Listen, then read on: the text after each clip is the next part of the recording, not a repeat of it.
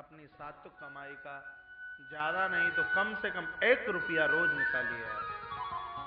गोलक रखिए अपने अपने घर में और 1 रुपया निकालिए, 1 रुपया, और उस गोलक में डालिए। जब इकट्ठे हो जाए तुम्हें लगता है कि गाय का पालन कहां होता है, और उन गौ सदनों में गाय की सेवा होनी चाहिए, वो गौशाला कोई भी हो, वहां गौशालाओं से मतलब नहीं है, वहां गाय से मतलब है। कहीं भी पूरब पश्चिम उत्तर दक्षिण कहीं की गौशाला, हमें मतलब गाय से है, सेवा गाय की होनी चाहिए। और वहां अपनी सात्विक कमाई का अंश निकालकर उन गौ सदनों में भेजिए। मुझे लगता है यदि ऐसा होता है तो शायद किसी नंद बाबा से आप कम नहीं है, किसी माता यशोदा से आप कम नहीं।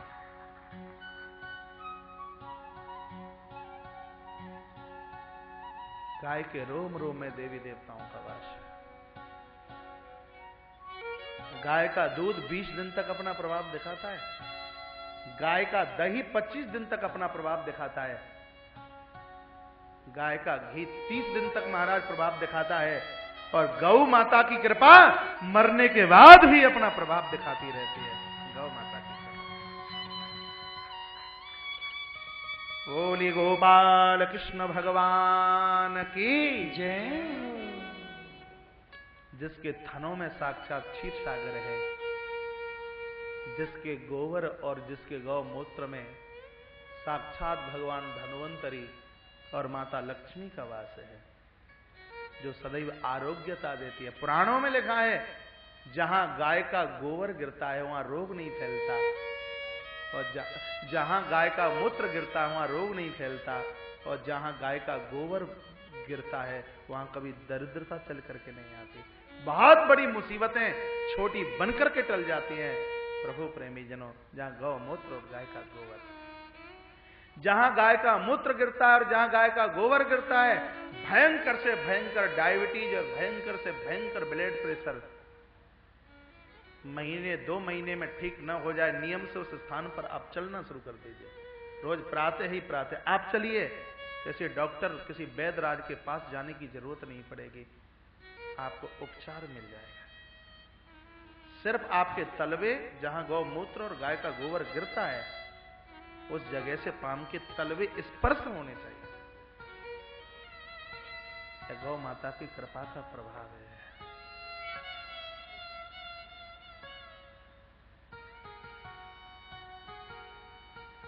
और जब कोई मुझे गौ भक्त नजर आता है, गौ सेवी नजर आता है, आंख भरती है और ये लगता है कि इस महामानव के रूप में साक्षात भगवान प्रभु ही तो नहीं पधारे। उन नगरियों से मैं बहुत स्नेह और बहुत प्रेम करता हूं जहां जिन नगरियों में गौशालाएं स्थापित हैं, गौशालाओं का संवर्धन किया जाता है, गौ माताओं की सेवा की जाती है। बोलिए कृष्ण कन्हैया लाल की जय। जय जय श्री राधे, जय जय श्री राधे, जय जय श्री राधे श्याम।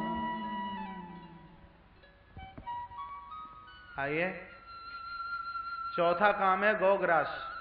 बूढ़ी बूढ़ी माताएं पंडाल में बैठी हैं, उनको पता है पहले वो अपनी बहुओं को कहा करती थी, बेटी पहली रोटी गौ मां के लिए होनी चाहिए।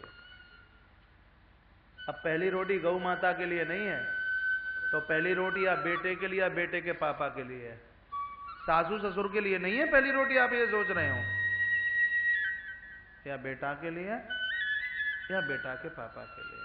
इसलिए बहुत कुछ होने के बाद भी हम इतने अशांत हैं, इतने परेशान हैं, सब खत्म कर दिया, समाप्त कर दिया। इस कथा में से क्या संकल्प लेके जाना है? इस कथा में से संकल्प लेकर के जाना है, हमारे घर की निकली हुई पहली रोटी गौ माता के लिए होगी। भाव से निकालिए, और रोटी बनते ही तुम्हारी देहली पर गौ माता न चल करके आ जाए तो चुनौती है, वो कहीं से भी चल करके आए।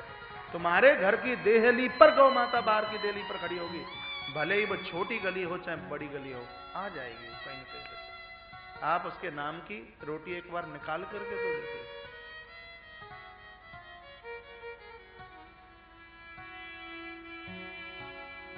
3 साल पुरानी बात है, मैं मुंबई में था, जुहू की तरफ।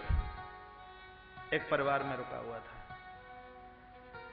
यूं ही मैंने पूछ लिया, लाला जी पैसा कितना है?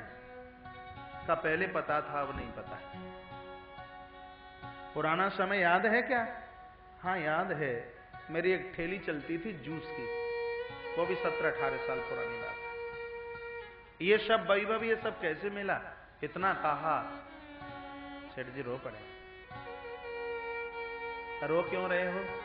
इसलिए रो रहा हूं कि मुझे अपना वो समय याद आ रहा है, संध्या को जब मैं अपनी ठेली जूस की बंद करके आता तो जो मेरी कमाई होती थी उसमें से 5 किलो गुड़ में रोज खरीदता।